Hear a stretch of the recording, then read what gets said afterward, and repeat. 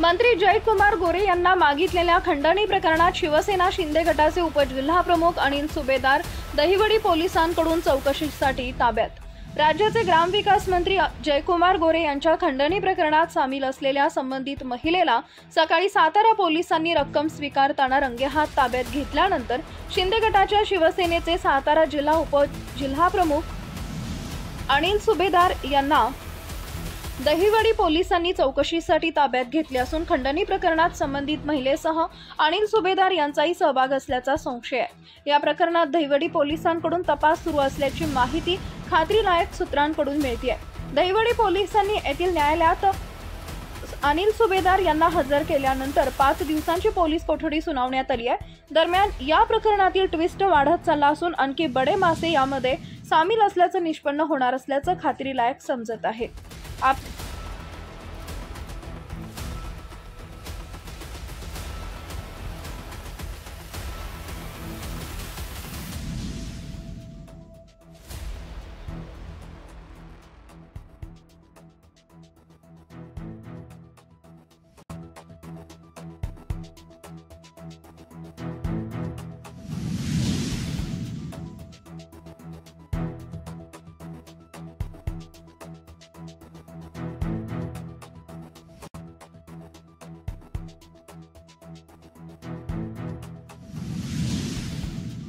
आवाज न्यूज संदीप जठार, गोंडवले।